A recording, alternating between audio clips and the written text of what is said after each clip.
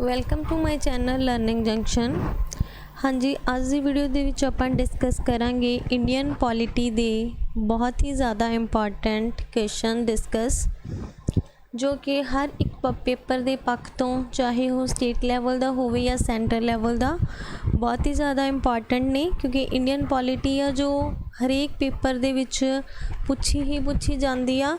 ਸੋ ਇਹਨਾਂ ਕੁਐਸਚਨਸ ਨੂੰ ਧਿਆਨ ਦੇ ਨਾਲ अपना सुनना, पढ़ना तो याद करना, ताकि तुसी इन्हां नूं पूरी तरह याद कर सको। ठीक है जी, चलो स्टार्ट करते हैं आप आज दी वीडियो। फर्स्ट क्वेश्चन इज राज दी नीति दे निर्देशक सिद्धांत संविधान दे किस भाग नाल संबंधित हन? भाग 4, 3, 2 या 1? ਤਾਂ ਰਾਜ ਦੀ ਨੀਤੀ ਦੇ ਨਿਰਦੇਸ਼ਕ ਸਿਧਾਂਤ ਸੰਵਿਧਾਨ ਦੇ ਚੌਥੇ ਭਾਗ ਨਾਲ ਸੰਬੰਧਿਤ ਹਨ। ਸੰਵਿਧਾਨ ਦਾ ਜੋ 4th ਪਾਰਟ ਹੈ ਉਹਦੇ ਵਿੱਚ ਨੀਤੀ ਦੇ ਨਿਰਦੇਸ਼ਕ ਸਿਧਾਂਤਾਂ ਦਾ ਜ਼ਿਕਰ ਕੀਤਾ ਗਿਆ ਹੈ। ਠੀਕ ਹੈ ਜੀ। ਜੋ ਪਾਰਟ 3 ਉਹ ਕਿਸ ਚੀਜ਼ ਨਾਲ ਰਿਲੇਟਡ ਹੈ? ਫੰਡਾਮੈਂਟਲ ਰਾਈਟਸ ਦੇ ਨਾਲ ਰਿਲੇਟਡ ਆ।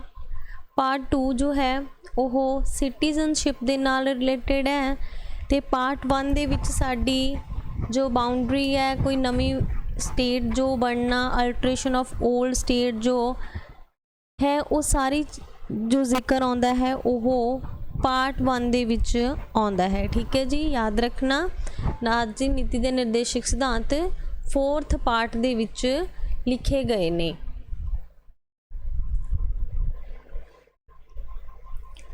संविधान सभा दी आखिरी मीटिंग कदों हुई? 24 जनवरी 1950, 26 नवंबर 1949, 9 दिसंबर 1946 या फिर 26 जनवरी 1950। तो संविधान सभा की जो आखिरी मीटिंग है वो साड़ी 24 जनवरी 1950 नूं हुई। ठीक है जी। जेकर तुहानूं पूछा जाए कि संविधान सभा की पहली मीटिंग कदों हुई, तो आंसर विल बी 9 दिसंबर 1946। ठीक है जी, पहली मीटिंग 9 दिसंबर 1946 तो आखिरी मीटिंग 24 जनवरी 1950। ठीक है। जे क्वेश्चन आवे कि जिहड़ी संविधान सभा का ड्राफ्ट सी उहदी जो आखिरी रीडिंग आ वो कदों हुई? ठीक है, रीडिंग एंड मीटिंग इन्हां दोनों च फर्क है। तो जो आखिरी रीडिंग है ड्राफ्ट की वो 26 नवंबर 1949 नूं हुई। ठीक है जी। देखो तुहाडे लई सारियां ऑप्शनस इदां ही सैट कीतियां गईयां ने कि उन्हां नाल रिलेटेड जो भी क्वेश्चन बनते हैं वो तुहाडी नाल कवर हो जाण। हुण हरेक क्वेश्चन दे विच एक्सट्रा फैक्ट्स दे विच जिन्ने भी ऑप्शन के नाल तुहाडे क्वेश्चन कवर होणगे वो आपां करते जावांगे। ठीक है जी। 26 नवंबर 1949 नूं आखिरी रीडिंग हुई, 24 जनवरी 1950 नूं पहली मीटिंग हुई संविधान सभा की, आखिरी मीटिंग हुई, तो 9 दिसंबर 1946 नूं पहली मीटिंग हुई, तो 26 जनवरी 1950 नूं फाइनली जो साडा संविधान सी वो लागू हो गया सी। ठीक है जी। लोक सभा का पहला स्पीकर किहड़ा सी? बहुत बार क्वेश्चन पेपर दे विच पूछा गया। हुकम सिंह, जीवी मावलकर, संजीव रेड्डी या फिर गुलजारी लाल नंदा। तो लोक सभा का पहला स्पीकर सी जीवी मावलकर।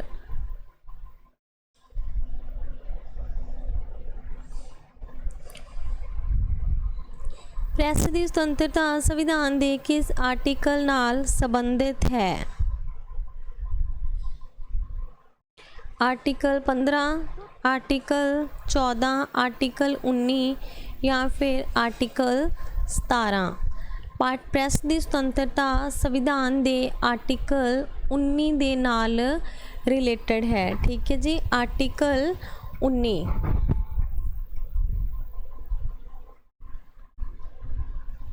आर्टिकल 15 दे विच की है? आर्टिकल 15 किस चीज़ नाल रिलेटेड है? भेदभाव दे नाल। ठीक है जी। डिफरेंट ग्राउंड्स के उत्ते जो डिस्क्रिमिनेशन होंदा उहदी जो रोकथाम दे लई जो है आर्टिकल 15 है। आर्टिकल 14 दे विच की है? इक्वलिटी बिफोर लॉ, कानून के सामने समानता जो है उसका जिक्र आर्टिकल 14 दे विच आउंदा है। ठीक है जी। तो आर्टिकल 17 जो है छूआछात की रोकथाम के लिए। ठीक है, वो किस चीज़ नाल रिलेटेड है? आर्टिकल 17 छूआछात की रोकथाम के लिए। तो सानू अगर ये क्वेश्चन भी आता कि छूआछात की रोकथाम किस आर्टिकल नाल रिलेटेड है, तो ਉਹਦਾ आंसर आएगा आर्टिकल 17 ਤੇ ਪ੍ਰੈਸ ਦੀ ਸੁਤੰਤਰਤਾ आर्टिकल 19। अनुसूचित कबीलिਆਂ ਦੀ ਰੱਖਿਆ ਲਈ ਕਿਸੇ ਵੀ ਖੇਤਰ ਨੂੰ अनुसूचित ਖੇਤਰ ਐਲਾਨ ਕਰਨ ਦਾ ਅਧਿਕਾਰ ਕਿਸ ਕੋਲ ਹੈ। ठीक है जी, अनुसूचित कबीले शेड्यूल्ड जो ट्राइब्स हो गईਆਂ ਉਹਨਾਂ ਨੂੰ ਜਿਹੜੀਆਂ ਅਲੱਗ-ਅਲੱਗ ਤਰ੍ਹਾਂ ਦੀਆਂ ਫੈਸਿਲਿਟੀਜ਼ ਦੇਣ ਦੇ ਲਈ, ਸਪੈਸ਼ਲ ਫੈਸਿਲਿਟੀ ਦੇਣ ਦੇ ਲਈ ਕਿਸੇ ਵੀ ਏਰੀਆ ਨੂੰ ਸ਼ੈਡਿਊਲਡ ਏਰੀਆ ਜੋ ਡਿਕਲੇਅਰ ਕੌਣ ਕਰ ਸਕਦਾ ਹੈ, ਪ੍ਰਧਾਨ ਮੰਤਰੀ, ਰਾਸ਼ਟਰਪਤੀ, ਰਾਜਪਾਲ ਜਾਂ ਫਿਰ ਮੁੱਖ ਮੰਤਰੀ। ਤਾਂ ਜੋ ਇਹ ਪਾਵਰ ਹੁੰਦੀ ਆ ਉਹ ਰਾਸ਼ਟਰਪਤੀ ਦੇ ਕੋਲ ਹੁੰਦੀ ਆ। ਠੀਕ ਹੈ ਜੀ, ਸ਼ੈਡਿਊਲਡ ਏਰੀਆ ਜੋ ਹੈਗਾ ਕਿਸੇ ਵੀ ਏਰੀਆ ਨੂੰ ਡਿਕਲੇਅਰ ਕਰ ਸਕਦਾ ਹੈ ਰਾਸ਼ਟਰਪਤੀ। ਠੀਕ ਹੈ ਜੀ।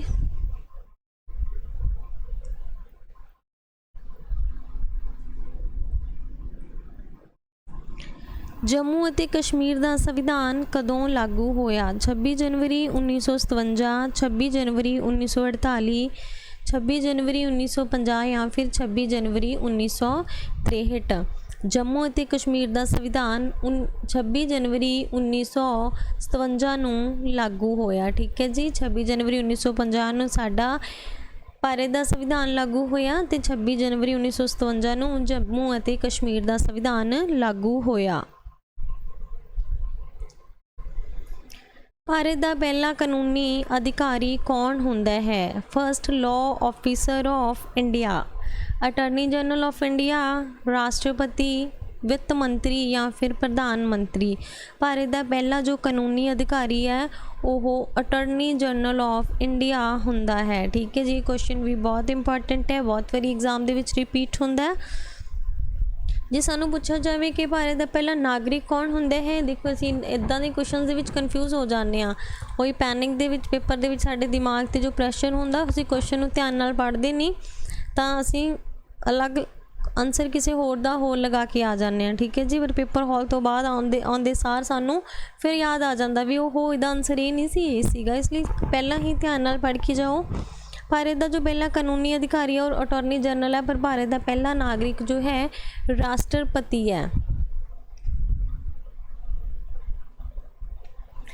UPSC ਭਾਰਤੀ ਸੰਵਿਧਾਨ ਦੇ ਕਿਸ ਆਰਟੀਕਲ ਦੇ ਤਹਿਤ ਬਣਾਇਆ ਗਿਆ। Article 318, article 315, article 123, article 112। ਤਾਂ ਆਰਟੀਕਲ 315 ਦੇ ਤਹਿਤ UPSC ਜੋ ਸੀ ਉਹ ਬਣਾਇਆ ਗਿਆ। UPSC ਬਣਾਇਆ ਗਿਆ ਆਰਟੀਕਲ 315 ਦੇ ਤਹਿਤ। ਭਾਰਤ ਦੇ ਕਿਹੜੇ ਉਪ ਰਾਸ਼ਟਰਪਤੀ ਦੀ ਮੌਤ ਦਫ਼ਤਰ ਦੇ ਵਿੱਚ ਹੋਈ। ਕ੍ਰਿਸ਼ਨ ਕਾਂਤ, VV ਗਿਰੀ, ਡਾਕਟਰ ਜ਼ਾਕਿਰ ਹੁਸੈਨ ਜਾਂ ਫਿਰ ਰਵੀ ਸ਼ੰਕਰ। ਤਾਂ ਭਾਰਤ ਦੇ ਕਿਹੜੇ ਵਾਈਸ ਪ੍ਰੈਜ਼ੀਡੈਂਟ ਸੀ ਜਿਨ੍ਹਾਂ ਦੀ ਮੌਤ ਡਿਊਰਿੰਗ ਜੋ ਉਹਨਾਂ ਦੇ ਆਫਿਸ ਦੇ ਵਿੱਚ ਹੋਈ, ਉਹਨਾਂ ਦੇ ਵਰਕ ਦੇ ਦੌਰਾਨ, ਠੀਕ ਹੈ, ਹੋਈ, ਤਾਂ ਉਹ ਹੈਗੇ ਨੇ ਕ੍ਰਿਸ਼ਨ ਕਾਂਤ, ਵਾਈਸ ਪ੍ਰੈਜ਼ੀਡੈਂਟ। ਇਹ ਧਿਆਨ ਰੱਖਣਾ, ਵਾਈਸ ਪ੍ਰੈਜ਼ੀਡੈਂਟ ਕ੍ਰਿਸ਼ਨ ਕਾਂਤ, ਜਿਨ੍ਹਾਂ ਦੀ ਡੈਥ ਉਹਨਾਂ ਦੇ ਆਫਿਸ ਦੇ ਵਿੱਚ ਹੋਈ। ਪਬਲਿਕ ਅਕਾਊਂਟਸ ਕਮੇਟੀ ਵਿੱਚ ਰਾਜ ਸਭਾ ਦੇ ਕਿੰਨੇ ਮੈਂਬਰ ਹੁੰਦੇ ਹਨ। 5, 8, 7 ਜਾਂ ਫਿਰ 6। ਪਬਲਿਕ ਅਕਾਊਂਟਸ ਕਮੇਟੀ ਦੇ ਵਿੱਚ ਰਾਜ ਸਭਾ ਦੇ 7 ਮੈਂਬਰ ਹੁੰਦੇ ਹਨ। ਠੀਕ ਹੈ ਜੀ। ਸਭ ਤੋਂ ਪਹਿਲਾਂ ਰਾਸ਼ਟਰੀ ਸੰਕਟ ਕਾਲ ਨੈਸ਼ਨਲ ਐਮਰਜੈਂਸੀ ਕਦੋਂ ਡਿਕਲੇਅਰ ਕੀਤੀ ਗਈ। ਠੀਕ ਹੈ ਜੀ, ਕਦੋਂ ਐਲਾਨ ਕੀਤਾ ਗਿਆ ਨੈਸ਼ਨਲ ਐਮਰਜੈਂਸੀ ਦਾ। ਸਭ ਤੋਂ ਪਹਿਲਾਂ ਹੁਣ ਦੇਖੋ ਨਾਲ ਜੋ ਹੈ ਕਈ ਕੁਐਸਚਨ ਹੁੰਦੇ ਨੇ ਨਾ ਉਹ ਪੰਜਾਬੀ ਦੇ ਵਿੱਚ ਥੋੜ੍ਹੀ ਆਪਾਂ ਨੂੰ ਵਰਡਿੰਗ ਡਿਫਿਕਲਟ ਲੱਗਦੀ ਆ। ਹੁਣ ਦੇਖੋ ਜੇ ਆਪਾਂ ਨੋਰਮਲ ਰਾਸ਼ਟਰੀ ਸੰਕਟ ਕਾਲ ਪੜ੍ਹੀਏ ਤਾਂ ਪਹਿਲਾਂ ਤਾਂ ਸਮਝ ਹੀ ਨਹੀਂ ਆਏਗਾ। ਠੀਕ ਹੈ ਜੀ, ਤਾਂ ਕੁਝ ਕੁਐਸਚਨ ਵੈਸੇ ਜੋ ਪੋਲੀਟੀਕਲ ਸਾਇੰਸ ਦੀ ਵਰਡਿੰਗ ਹੁੰਦੀ ਉਹ ਇੰਗਲਿਸ਼ ਦੇ ਵਿੱਚ ਆਪਾਂ ਨੂੰ ਜ਼ਿਆਦਾ ਕਲੀਅਰ ਹੁੰਦੀ ਆ, ਪਰ ਮੈਂ ਤੁਹਾਡੇ ਲਈ ਪੰਜਾਬੀ ਦੇ ਵਿੱਚ ਹੀ ਕੁਐਸਚਨ ਲੈ ਕੇ ਆਈ ਹਾਂ, ਕਿਉਂਕਿ ਜੋ ਕੈਂਡੀਡੇਟਸ ਹੁੰਦੇ ਨੇ ਉਹ ਇੱਦਾਂ ਪੜ੍ਹਨਾ ਪਸੰਦ ਕਰਦੇ ਨੇ। ਕੁਝ ਸਬਜੈਕਟਸ ਹੁੰਦੇ ਨੇ ਜੋ ਆਪਾਂ ਨੂੰ ਪੰਜਾਬੀ ਦੇ ਵਿੱਚ ਸਹੀ ਰਹਿੰਦੇ ਨੇ, ਜਿਵੇਂ ਪੰਜਾਬ GK ਹੋ ਗਈ, ਹਿਸਟਰੀ ਹੋ ਗਈ, ਉਹ ਆਪਾਂ ਪੰਜਾਬੀ ਦੀ ਵਰਡਿੰਗ ਦੇ ਵਿੱਚ ਆਪਾਂ ਨੂੰ ਜ਼ਿਆਦਾ ਸਮਝ ਉਹਨਾਂ ਦੀ ਵਰਡਿੰਗ ਹੁੰਦੀ ਆ। ਸਮ ਸਬਜੈਕਟਸ ਹੁੰਦੇ ਨੇ, ਪੋਲੀਟੀਕਲ ਹੋ ਗਈ, ਕੰਪਿਊਟਰ ਹੋ ਗਿਆ, ਇਹਨਾਂ ਦੇ ਕੁਝ ਵਰਡਸ ਹੁੰਦੇ ਨੇ ਜੋ ਪੰਜਾਬੀ ਜਦੋਂ ਆਪਾਂ ਦੇ ਵਿੱਚ ਲਿਖਦੇ ਹਾਂ ਤਾਂ ਆਪਾਂ ਨੂੰ ਕਲੀਅਰ ਹੀ ਨਹੀਂ ਹੁੰਦਾ, ਤਾਂ ਫਿਰ ਉਹ ਆਪਾਂ ਨੂੰ ਇੱਦਾਂ ਥੋੜ੍ਹਾ ਜਿਹਾ ਚਲੋ ਐਵੇਂ ਡਿਸਕਰਾਈਬ ਹੋ ਜਾਂਦਾ। ਪਰ ਜੇ ਤੁਹਾਨੂੰ ਲੱਗਦਾ ਵੀ ਇੰਗਲਿਸ਼ ਦੇ ਵਿੱਚ ਜ਼ਿਆਦਾ ਬੈਟਰ ਹੈ ਤਾਂ you can tell me in comments, ਤੁਸੀਂ ਮੈਨੂੰ ਦੱਸ ਸਕਦੇ ਹੋ। ਤਾਂ ਆਪਾਂ ਇੰਗਲਿਸ਼ ਦੇ ਵਿੱਚ ਜੋ ਹੈਗਾ ਕੁਐਸਚਨਸ ਨੂੰ ਲੈ ਕੇ ਆਵਾਂਗੇ ਤੁਹਾਡੇ ਲਈ, ਤੇ ਬਟ ਐਕਸਪਲੇਨ ਕੀਤਾ ਜਾਏਗਾ। ਜੇ ਆਪਾਂ ਟਾਈਪ ਇੰਗਲਿਸ਼ ਦੇ ਵਿੱਚ ਵੀ ਕਰ ਰਹੇ ਹਾਂ ਤਾਂ ਜਿੱਦਾਂ ਮੈਂ ਹੁਣ ਨਾਲ ਤੁਹਾਨੂੰ ਇੰਗਲਿਸ਼ ਦੇ ਵਿੱਚ ਐਕਸਪਲੇਨ ਕਰੀ ਜਾਂਦੀ ਹਾਂ, ਜੋ ਵਰਡਿੰਗ ਡਿਫਿਕਲਟ ਹੈ ਪੰਜਾਬੀ ਦੇ ਵਿੱਚ ਆਪਾਂ ਨੂੰ ਨਹੀਂ ਪਤਾ ਚੱਲਦਾ, ਤਾਂ ਉੱਦਾਂ ਹੀ ਆਪਾਂ ਇੰਗਲਿਸ਼ ਵਾਲੀ ਨੂੰ ਵੀ ਕਨਵਰਟ ਕਰ ਦਾਂਗੇ। ਤਾਂ ਤੁਸੀਂ ਮੈਨੂੰ ਦੱਸ ਸਕਦੇ ਹੋ ਕਿ ਕਿੱਦਾਂ ਦੇ ਕੁਐਸਚਨ ਕਿਸ ਟਾਈਪ ਤੁਹਾਨੂੰ ਠੀਕ ਲੱਗੇਗਾ। ਆਪਾਂ ਨੈਕਸਟ ਟਾਈਮ ਉੱਦਾਂ ਦੀ ਹੀ ਵੀਡੀਓ ਬਣਾ ਦਾਂਗੇ। ਪੰਜਾਬੀ ਦੇ ਵਿੱਚ ਠੀਕ ਹੈ ਤਾਂ ਇੱਦਾਂ ਹੀ ਕੰਟੀਨਿਊ ਕਰਾਂਗੀ, ਨਹੀਂ ਫਿਰ ਇੰਗਲਿਸ਼ ਦੇ ਵਿੱਚ ਜੋ ਹੈ ਆਪਾਂ ਕੁਐਸਚਨ ਤੁਹਾਡੇ ਲਈ ਲੈ ਆਵਾਂਗੇ। ਠੀਕ ਹੈ, ਤੁਸੀਂ ਮੈਨੂੰ ਦੱਸ ਸਕਦੇ ਹੋ। ਤਾਂ ਨੈਸ਼ਨਲ ਐਮਰਜੈਂਸੀ ਸਭ ਤੋਂ ਪਹਿਲਾਂ ਕਦੋਂ ਡਿਕਲੇਅਰ ਕੀਤੀ ਗਈ? 3 ਦਸੰਬਰ 1972, 7 ਸਤੰਬਰ 1965, 26 ਅਕਤੂਬਰ 1962 ਜਾਂ ਫਿਰ 8 ਮਈ 1954। ਨੈਸ਼ਨਲ ਐਮਰਜੈਂਸੀ ਜੋ ਹੈ ਸਭ ਤੋਂ ਪਹਿਲਾਂ 26 ਅਕਤੂਬਰ 1962 ਦੇ ਵਿੱਚ ਲੱਗੀ। 42ਵੀਂ ਸੰਵਿਧਾਨਿਕ ਸੋਧ ਐਕਟ ਕਦੋਂ ਲਾਗੂ ਕੀਤਾ ਗਿਆ? 1972, 1974, 1976 ਤੇ 1978। ਤਾਂ ਜਿਹੜੀ 42ਵੀਂ ਅਮੈਂਡਮੈਂਟ ਹੈ ਉਹ ਸਾਡੀ 1976 ਦੇ ਵਿੱਚ ਹੋਈ ਸੀ। ਇੰਪੋਰਟੈਂਟ ਹੈ ਬਹੁਤ। ਜਿਹੜੀ ਕਈ ਵਾਰ ਇੱਦਾਂ ਵੀ ਕੁਐਸਚਨ ਆ ਜਾਂਦਾ ਹੈ ਕਿ ਮਿੰਨੀ ਕੌਂਸਟੀਟਿਊਸ਼ਨ, ਠੀਕ ਹੈ ਜੀ, ਮਿੰਨੀ ਕੌਂਸਟੀਟਿਊਸ਼ਨ ਕਿਸ ਸੰਵਿਧਾਨਿਕ ਸੋਧ ਨੂੰ ਕਿਹਾ ਜਾਂਦਾ ਹੈ? ਤਾਂ ਉਹ 42ਵੀਂ ਸੋਧ ਨੂੰ ਸੰਵਿਧਾਨਿਕ ਸੋਧ ਨੂੰ ਕਿਹਾ ਜਾਂਦਾ ਹੈ, ਕਿਉਂਕਿ 42ਵੀਂ ਸੰਵਿਧਾਨਿਕ ਸੋਧ ਦੇ ਵਿੱਚ ਬਹੁਤ ਜ਼ਿਆਦਾ ਜੋ ਹੈਗੀਆਂ ਸੀ ਚੇਂਜਿਸ ਕੀਤੀਆਂ ਗਈਆਂ ਸੀ, ਤਾਂ ਇਸ ਨੂੰ ਅਸੀਂ ਮਿੰਨੀ ਕੌਂਸਟੀਟਿਊਸ਼ਨ ਵੀ ਕਹਿ ਦਿੰਦੇ ਹਾਂ। ਇਹ ਕਦੋਂ ਹੋਈ ਸੀ? 1976 ਦੇ ਵਿੱਚ। ਸੰਵਿਧਾਨ ਸਭਾ ਦੁਆਰਾ ਰਾਸ਼ਟਰੀ ਝੰਡਾ ਕਦੋਂ ਅਪਣਾਇਆ ਗਿਆ? 20 ਜੁਲਾਈ 1947, 20 ਜੁਲਾਈ 1948, 22 ਜੁਲਾਈ 1947 ਜਾਂ ਫਿਰ 30 ਅਪ੍ਰੈਲ 1952। ਤਾਂ ਸੰਵਿਧਾਨ ਦੁਆਰਾ ਜੋ ਰਾਸ਼ਟਰੀ ਝੰਡਾ ਸੀ ਉਹ 22 ਜੁਲਾਈ 1947 ਨੂੰ ਅਡਾਪਟ ਕੀਤਾ ਗਿਆ। ਠੀਕ ਹੈ ਜੀ। ਭਾਰਤ ਦੇ ਕਿੰਨੇ ਰਾਜਾਂ ਵਿੱਚ 2 ਸਦਨੀ ਵਿਧਾਨ ਮੰਡਲ ਹੈ? 2 ਸਦਨੀ ਵਿਧਾਨ ਮੰਡਲ, ਦੇਖੋ 2 ਸਦਨ ਹੁੰਦੇ ਨੇ ਕਿਹੜੇ? ਆਪਣਾ ਵਿਧਾਨ ਸਭਾ ਐਂਡ ਵਿਧਾਨ ਪ੍ਰੀਸ਼ਦ। ਠੀਕ ਹੈ ਜੀ। ਵਿਧਾਨ ਸਭਾ ਹੇਠਲਾ ਸਦਨ ਹੁੰਦਾ ਤੇ ਵਿਧਾਨ ਪ੍ਰੀਸ਼ਦ ਉੱਪਰਲਾ ਸਦਨ ਹੁੰਦਾ। ਸਟੇਟ ਦੇ ਵਿੱਚ ਉੱਦਾਂ ਹੀ ਜਿੱਦਾਂ ਸੈਂਟਰਲ ਲੈਵਲ ਦੇ ਉੱਤੇ ਆਪਣੇ ਕੋਲ ਲੋਕ ਸਭਾ ਐਂਡ ਰਾਜ ਸਭਾ ਹੁੰਦੀ ਆ। ਤਾਂ ਜਿਹੜੇ 2 ਸਦਨੀ ਵਿਧਾਨ ਮੰਡਲ ਸਾਰਿਆਂ ਰਾਜਾਂ ਦੇ ਵਿੱਚ ਨਹੀਂ ਹੈਗਾ। ਆਲਮੋਸਟ ਸਾਡੇ ਕੋਲ ਜ਼ਿਆਦਾ ਰਾਜਾਂ ਦੇ ਕੋਲ 1 ਸਦਨੀ ਵਿਧਾਨ ਮੰਡਲ ਹੀ ਹੈ, ਵਿਧਾਨ ਸਭਾ, ਤੇ ਕੁਝ ਰਾਜਾਂ ਦੇ ਵਿੱਚ ਵਿਧਾਨ ਪ੍ਰੀਸ਼ਦ ਵੀ ਹੁੰਦਾ। ਤਾਂ ਉਹ ਕਿੰਨੇ ਰਾਜਾਂ ਦੇ ਕੋਲ ਹੈ ਭਾਰਤ ਦੇ ਵਿੱਚ? 5, 6, 8 ਜਾਂ ਫਿਰ 9।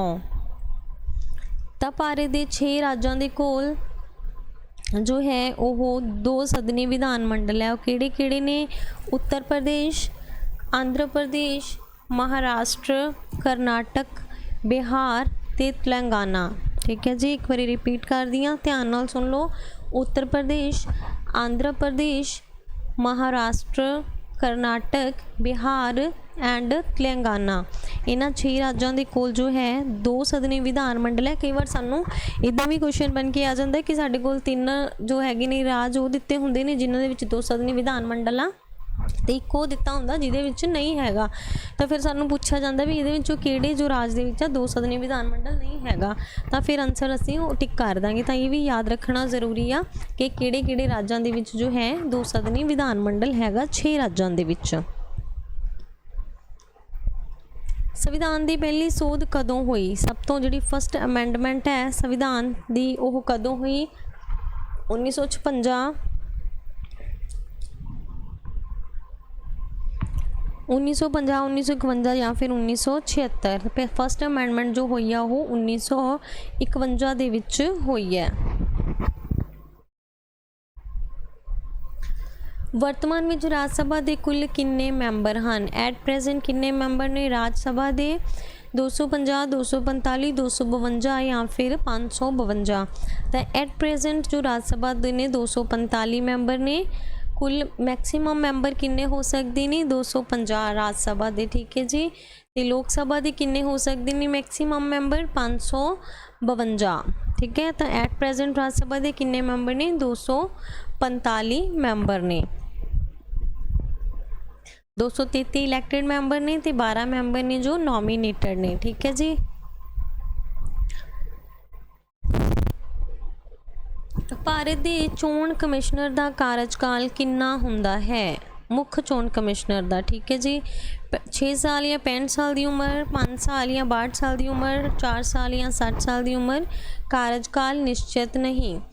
ਜਿਹੜੀ ਭਾਰਤ ਦਾ ਮੁੱਖ ਚੋਣ ਕਮਿਸ਼ਨਰ ਆ, ਠੀਕ ਹੈ ਜੀ, ਉਹਦੀ ਉਮਰ ਜਾਂ 6 ਸਾਲ ਜਾਂ 65 ਸਾਲ ਦੀ ਉਮਰ ਹੋ ਸਕਦੀ ਹੈ। ਇਹਦੇ ਵਿੱਚ ਦੋ ਵੀ ਪਹਿਲਾਂ ਹੋਵੇ, ਜੇਕਰ 6 ਸਾਲ ਪਹਿਲਾਂ ਹੋ ਜਾਂਦੇ ਨੇ ਕੰਪਲੀਟ ਬਟ 65 ਸਾਲ ਦੀ ਉਮਰ ਨਹੀਂ ਹੁੰਦੀ ਤਾਂ ਉਹ ਮੰਨੀ ਜਾਏਗੀ। ਜੇਕਰ ਜੋ ਪਰਸਨ ਹੈ, ਜੋ ਸੀਨੀਅਰ ਆਪਣਾ ਚੋਣ ਕਮਿਸ਼ਨਰ ਹੈ ਮੁੱਖ, ਉਹਦੀ ਉਮਰ 65 ਸਾਲ ਦੀ ਪਹਿਲਾਂ ਹੋ ਜਾਂਦੀ ਆ ਬਟ ਹਜੇ ਉਹਦੇ ਜੋ 6 ਸਾਲ ਪੂਰੇ ਨਹੀਂ ਹੁੰਦੇ ਤਾਂ ਵੀ ਉਹਨਾਂ ਦਾ ਜਿਹੜਾ ਹੈਗਾ ਕਾਰਜਕਾਲ ਖਤਮ ਹੋ ਜਾਂਦਾ। ਅਤੇ ਇਹਦੇ ਵਿੱਚ ਜੋ ਵੀ ਪਹਿਲਾਂ ਆਵੇ ਉਹ ਹੀ ਉਹਨਾਂ ਦਾ ਕਾਰਜਕਾਲ ਹੁੰਦਾ ਹੈ। ਕਿਹੜੀ ਸੰਵਿਧਾਨਕ ਸੋਧ ਪੰਚਾਇਤੀ ਰਾਜ ਨੂੰ ਸੰਵਿਧਾਨਕ ਦਰਜਾ ਦਿੰਦੀ ਹੈ? 74ਵੀਂ, 75ਵੀਂ, 42ਵੀਂ ਜਾਂ ਫਿਰ 44ਵੀਂ। 73ਵੀਂ ਸੰਵਿਧਾਨਕ ਸੋਧ ਦੇ ਵਿੱਚ ਜੋ ਹੈ ਪੰਚਾਇਤੀ ਰਾਜ ਨੂੰ ਸੰਵਿਧਾਨਕ ਦਰਜਾ ਪ੍ਰਦਾਨ ਕੀਤਾ ਗਿਆ। ਤਾਂ ਪੰਚਾਇਤਾਂ ਦਾ ਜ਼ਿਕਰ ਜੋ ਹੈ 73ਵੀਂ ਸੋਧ ਦੁਆਰਾ ਹੀ ਸੰਵਿਧਾਨ ਦੇ ਵਿੱਚ ਹੋਇਆ। ਆਜ਼ਾਦ ਭਾਰਤ ਦਾ ਪਹਿਲਾ ਸਿੱਖਿਆ ਮੰਤਰੀ ਕੌਣ ਸੀ? Jawaharlal Nehru, doctor BR Ambedkar, doctor Rajendra Prasad ਜਾਂ ਫਿਰ ਅਬੁਲ ਕਲਾਮ ਆਜ਼ਾਦ। ਤਾਂ ਆਜ਼ਾਦ ਭਾਰਤ ਦਾ ਪਹਿਲਾ ਸਿੱਖਿਆ ਮੰਤਰੀ ਜੋ ਸੀ ਉਹ ਸਨ ਅਬੁਲ ਕਲਾਮ ਆਜ਼ਾਦ, ਠੀਕ ਹੈ ਜੀ। ਹੁਣ ਇਹਦੇ ਵਿੱਚ ਆਪਸ਼ਨ ਦੇ ਵਿੱਚ ਨਾ ਸਾਨੂੰ ਕਈ ਵਾਰ APJ ਅਬਦੁਲ ਕਲਾਮ ਵੀ ਦੇ ਦਿੱਤਾ ਜਾਂਦਾ ਤਾਂ ਉਹਦੇ ਵਿੱਚ ਕਨਫਿਊਜ਼ ਨਹੀਂ ਹੋਣਾ। ਅਬਦੁਲ ਕਲਾਮ ਆਜ਼ਾਦ ਇਜ਼ ਅ ਡਿਫਰੈਂਟ ਪਰਸਨ, ਠੀਕ ਹੈ ਜੀ। ਤਾਂ ਆਜ਼ਾਦ ਭਾਰਤ ਦੇ ਪਹਿਲੇ ਸਿੱਖਿਆ ਮੰਤਰੀ ਕੌਣ ਸਨ? ਅਬੁਲ ਕਲਾਮ ਆਜ਼ਾਦ। ਰਾਜ ਸਭਾ ਸਭ ਤੋਂ ਪਹਿਲਾਂ ਕਦੋਂ ਸਥਾਪਿਤ ਕੀਤੀ ਗਈ? 4 ਮਈ 1953, 3 ਅਪ੍ਰੈਲ 1952, 7 ਮਾਰਚ 1950 ਜਾਂ ਫਿਰ 16 ਜੂਨ 1952। ਤਾਂ ਸਭ ਤੋਂ ਪਹਿਲਾਂ ਜੋ ਰਾਜ ਸਭਾ ਐਸਟੈਬਲਿਸ਼ ਹੋਈ ਸੀ 3 ਅਪ੍ਰੈਲ 1952 ਨੂੰ, ਠੀਕ ਹੈ ਜੀ।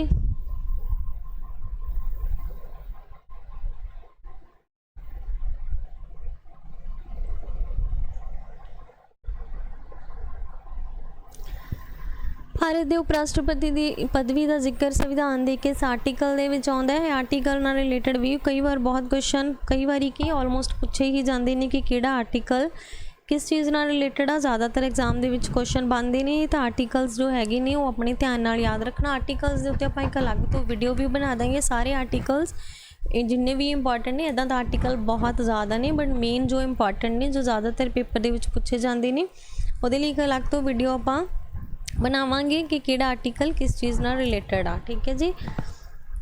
ਹੁਣ ਜੋ ਭਾਰਤ ਦੇ ਉਪ ਰਾਸ਼ਟਰਪਤੀ ਦੀ ਜੋ ਪਦਵੀ ਹੈ ਉਹਦਾ ਜ਼ਿਕਰ ਕਿਸ ਆਰਟੀਕਲ ਦੇ ਵਿੱਚ ਆਉਂਦਾ ਹੈ? 61, 62, 63 ਜਾਂ 64। ਆਰਟੀਕਲ 63 ਦੇ ਵਿੱਚ ਜੋ ਹੈ ਉਪ ਰਾਸ਼ਟਰਪਤੀ ਦੀ ਪਦਵੀ ਦਾ ਜ਼ਿਕਰ ਆਉਂਦਾ ਹੈ।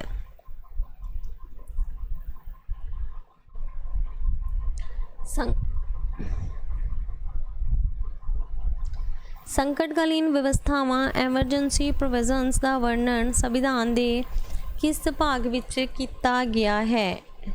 18ਵੇਂ, 16ਵੇਂ, 17ਵੇਂ ਅਤੇ 18ਵੇਂ, ਠੀਕ ਹੈ ਜੀ। ਹੁਣ ਸੰਕਟਕਾਲੀਨ ਵਿਵਸਥਾਵਾਂ ਐਮਰਜੈਂਸੀ ਪ੍ਰੋਵੀਜ਼ਨਸ ਦਾ ਵਰਣਨ ਕਿਸ ਦੇ ਵਿੱਚ ਕੀਤਾ ਹੈ? ਸੰਵਿਧਾਨ ਦੇ 18ਵੇਂ ਭਾਗ ਦੇ ਵਿੱਚ, ਠੀਕ ਹੈ ਜੀ। 18ਵੇਂ ਭਾਗ ਦੇ ਵਿੱਚ ਐਮਰਜੈਂਸੀ ਪ੍ਰੋਵੀਜ਼ਨਸ ਦਾ ਜੋ ਜ਼ਿਕਰ ਹੈ ਉਹ ਸਾਡੇ ਕੋਲ ਆਉਂਦਾ ਹੈ, ਠੀਕ ਹੈ।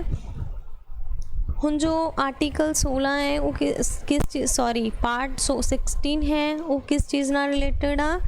ਇਹ ਜਿਹੜਾ ਹੈਗਾ ਇਹ deals with special provisions for scheduled caste and scheduled tribes, ਠੀਕ ਹੈ ਜੀ। Scheduled caste and scheduled tribes ਦੇ ਨਾਲ ਰਿਲੇਟਡ ਜਿੰਨੀਆਂ ਵੀ ਪ੍ਰੋਵੀਜ਼ਨਸ ਹੁੰਦੀਆਂ ਨੇ ਇਹ ਉਸ ਚੀਜ਼ ਨਾਲ ਰਿਲੇਟਡ ਹੈ।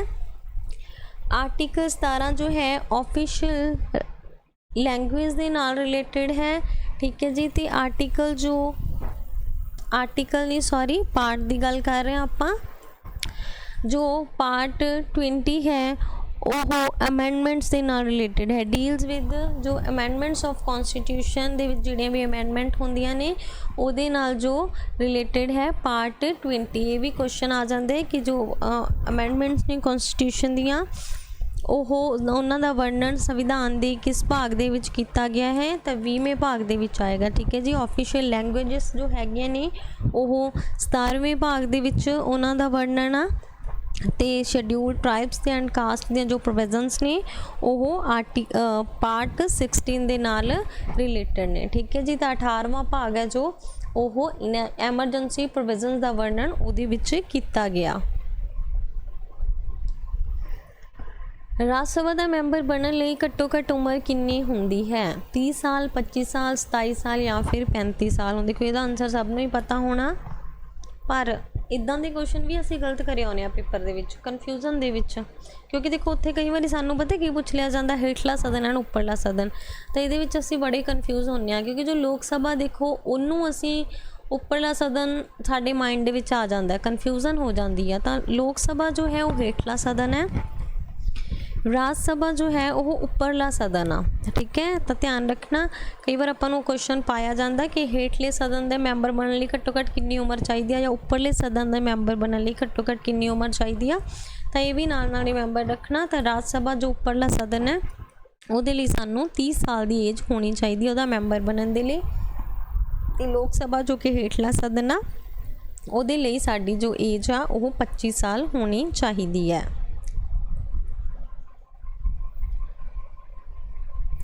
ਸੇਵਾਵਾਂ ਉੱਤੇ ਕਰ ਸੰਵਿਧਾਨ ਵਿੱਚ ਕਿਹੜੀ ਸੋਧ ਦੁਆਰਾ ਨਿਯਤ ਕੀਤਾ ਗਿਆ? ਠੀਕ ਹੈ ਜੀ। ਜੋ ਟੈਕਸ ਲੱਗਦਾ ਸਰਵਿਸਿਜ਼ ਉੱਤੇ, ਟੈਕਸ ਔਨ ਸਰਵਿਸਿਜ਼, ਸੰਵਿਧਾਨ ਦੀ ਕਿਹੜੀ ਜੋ ਅਮੈਂਡਮੈਂਟ ਦੇ ਦੁਆਰਾ ਨਿਯਤ ਕੀਤਾ ਗਿਆ?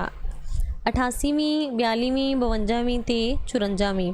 88ਵੀਂ ਸੋਧ ਦੁਆਰਾ ਇਹ ਜੋ ਹੈਗਾ ਟੈਕਸ ਔਨ ਸਰਵਿਸਿਜ਼ ਜੋ ਹੈ ਨਿਯਤ ਕੀਤਾ ਗਿਆ।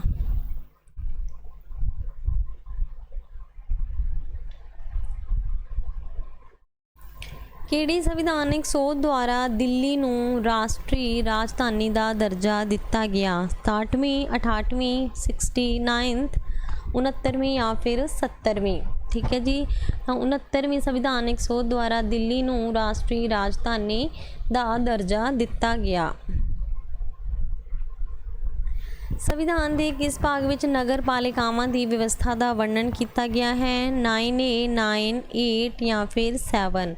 ਤਾਂ ਨਗਰ ਪਾਲਿਕਾਵਾਂ ਦੀ ਵਿਵਸਥਾ ਦਾ ਜੋ ਵਰਣਨ ਹੈ ਉਹ 9A ਦੇ ਵਿੱਚ ਆਉਂਦਾ ਹੈ। ਠੀਕ ਹੈ ਜੀ। ਇਸ ਦਾ ਜ਼ਿਕਰ 9A ਦੇ ਵਿੱਚ ਆਉਂਦਾ ਹੈ।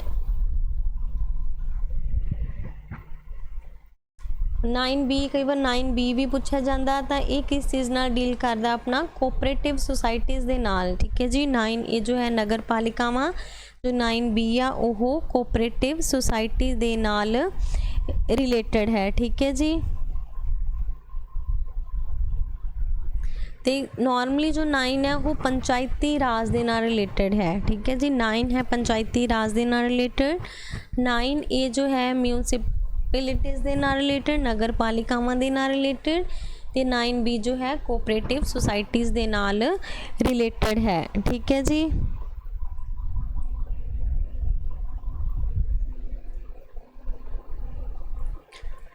ਸੰਵਿਧਾਨ ਸਭਾ ਦੀ ਸਥਾਪਨਾ ਕਦੋਂ ਹੋਈ? 1947, 1950, 1954 ਜਾਂ ਫਿਰ 1946। ਠੀਕ ਹੈ ਜੀ। ਕੁਐਸਚਨ ਵੀ ਇੰਪੋਰਟੈਂਟ ਹੈ। ਸੰਵਿਧਾਨ ਸਭਾ ਦੀ ਜੋ ਸਥਾਪਨਾ ਹੈ ਉਹ 1946 ਦੇ ਵਿੱਚ ਹੋਈ। ਠੀਕ ਹੈ ਜੀ। ਸੰਵਿਧਾਨ ਸਭਾ ਦੇ ਮੈਂਬਰਾਂ ਵਿੱਚੋਂ ਕਿੰਨੇ ਮੈਂਬਰ ਸੂਬਿਆਂ ਵਿੱਚੋਂ ਸੀ? ਠੀਕ ਹੈ ਜੀ। ਸੰਵਿਧਾਨ ਸਭਾ ਦੇ ਕੁੱਲ ਜੋ ਹੈਗੇ ਸੀ 399 ਮੈਂਬਰ ਸੀ, ਤੇ ਉਹਦੇ ਵਿੱਚੋਂ ਕਿੰਨੇ ਮੈਂਬਰ ਸੀ ਜੋ ਸੂਬਿਆਂ ਦੇ ਵਿੱਚੋਂ, ਪ੍ਰੋਵਿੰਸਿਸ ਦੇ ਵਿੱਚੋਂ ਲਏ ਗਏ ਸੀ? ਠੀਕ ਹੈ। ਪ੍ਰੋਵਿੰਸਿਸ ਦੇ ਨਾਲ ਰਿਲੇਟਡ ਸੀਗੇ। 296, 292, 93 ਜਾਂ ਫਿਰ 86। ਤਾਂ 296 ਮੈਂਬਰ ਸੀ ਜਿਹੜੇ ਉਹ ਸੂਬਿਆਂ ਦੇ ਨਾਲ ਰਿਲੇਟਡ ਸੀ। ਭਾਰਤ ਦਾ ਰਾਸ਼ਟਰਪਤੀ ਆਪਣਾ ਅਸਤੀਫਾ ਕਿਸ ਨੂੰ ਦਿੰਦਾ ਹੈ? ਪ੍ਰਧਾਨ ਮੰਤਰੀ, ਉਪ ਰਾਸ਼ਟਰਪਤੀ, ਅਟਾਰਨੀ ਜਨਰਲ ਜਾਂ ਫਿਰ ਸੁਪਰੀਮ ਕੋਰਟ ਦਾ ਮੁੱਖ ਜੱਜ। ਤਾਂ ਭਾਰਤ ਦਾ ਰਾਸ਼ਟਰਪਤੀ ਜੋ ਆਪਣਾ ਅਸਤੀਫਾ ਹੈ ਉਹ ਉਪ ਰਾਸ਼ਟਰਪਤੀ ਨੂੰ ਸੌਂਪਦਾ ਹੈ। ਠੀਕ ਹੈ ਜੀ। ਰਾਸ਼ਟਰਪਤੀ ਆਪਣਾ ਅਸਤੀਫਾ ਉਪ ਰਾਸ਼ਟਰਪਤੀ ਨੂੰ ਦਿੰਦਾ ਹੈ। ਤਾਂ ਇਹ ਸੀ ਆਪਣੇ ਅੱਜ ਦੇ ਮੋਸਟ ਇੰਪੋਰਟੈਂਟ 30 MCQs।